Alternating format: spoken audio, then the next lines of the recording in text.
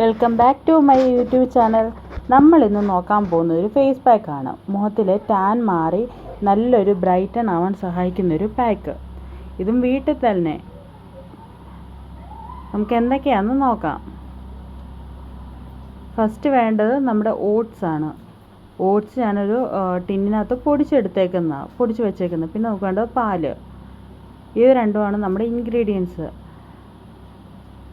ഇത് നമ്മുടെ മുഖത്തിന് ആവശ്യമായിട്ടുള്ള ഓട്സ് ഒരു പ്ലേറ്റിലേക്ക് എടുത്തിട്ട് ഞാനിപ്പോൾ എടുത്തേക്കുന്നത് 2 സ്പൂണാണ്.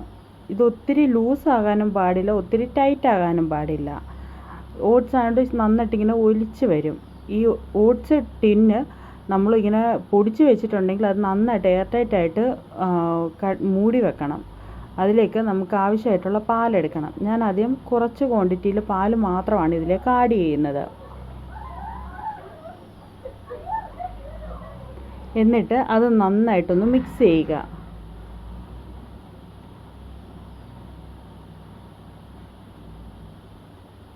നന്നായിട്ട് മിക്സ് ചെയ്തെടുക്കണം. ഓട്സ് ആയതുകൊണ്ട് തന്നെ, ഓട്സ് പൗഡർ ആയതുകൊണ്ട് തന്നെ ഇത് കട്ട പിടിക്കാനുള്ള ചാൻസ് ഉണ്ട്.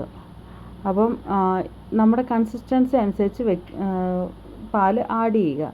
ഞാൻ ഇച്ചിരി പാലും കൂടെ ഇതിലേക്ക് ആഡ് ചെയ്യുന്നുണ്ട്. അത് നന്നായി മിക്സ് ചെയ്ത ശേഷം നമ്മുടെ ഫേസിലേക്ക് ഇടുക.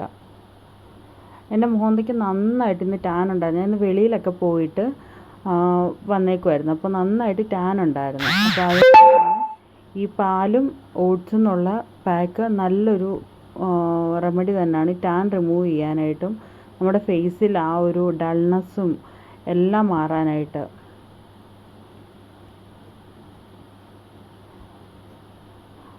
നന്നായിട്ടൊരു ഓയിലി സ്കിൻ അല്ലെ ഓയിലി കോമ്പിനേഷൻ സ്കിന്നുകാർക്കൊക്കെ നല്ലൊരു പ്രോഡക്റ്റാണ് ഈ ഓട്സിൻ്റെ പൗഡർ വരുന്നത്.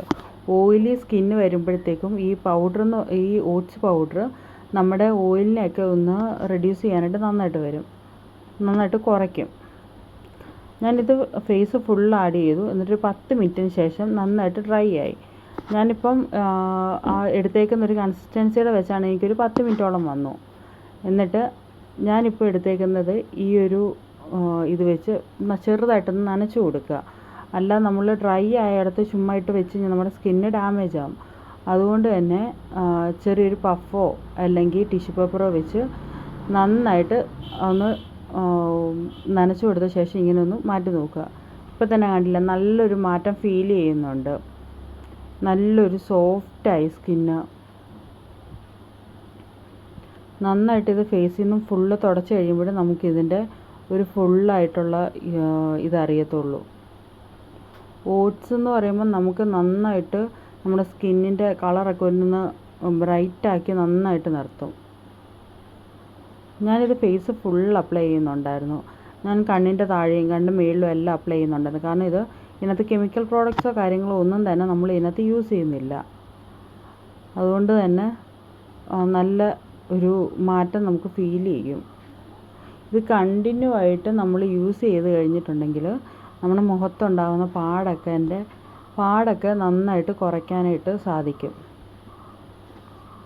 ഓയിലി സ്കിന്നുകാർക്ക് ഓയിലിൻ്റെ പ്രൊഡക്ഷൻ കാരണം നന്നായിട്ട് പിമ്പിൾസ് വരും. അതൊക്കെ കുറയ്ക്കും.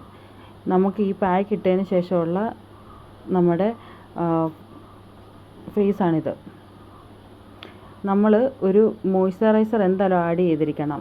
ഇതിട്ട് കഴിഞ്ഞ ശേഷം തേച്ചിരിക്കണം. മോയ്സ്ചറൈസറോ റോസ് വാട്ടറോ എന്തെങ്കിലും. ഞാനിപ്പോൾ ഹിമാലയയുടെ ഈ ഒരു മോയ്സ്ചറൈസറാണ് ജസ്റ്റ് തൂക്കുന്നത്.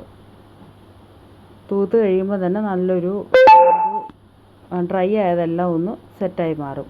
ഇപ്പോൾ നിങ്ങളുടെ കയ്യിലുള്ള ഏത് മോയ്സ്ചറൈസറാണോ അതിട്ട് ജസ്റ്റ് ഒന്ന് തൂത്ത് ഒന്ന് വിടുക. ഇതെല്ലാവരും ഒന്ന് യൂസ് ചെയ്ത് ഒരു തവണയിലൊന്ന് ട്രൈ ചെയ്ത് നോക്കുക. നല്ലൊരിതായിരിക്കും. അപ്പം താങ്ക് യു ഫോർ വാച്ചിങ്. അടുത്ത വീഡിയോ ആയിട്ട് ഉടനെ തന്നെ വരുന്നതായിരിക്കും.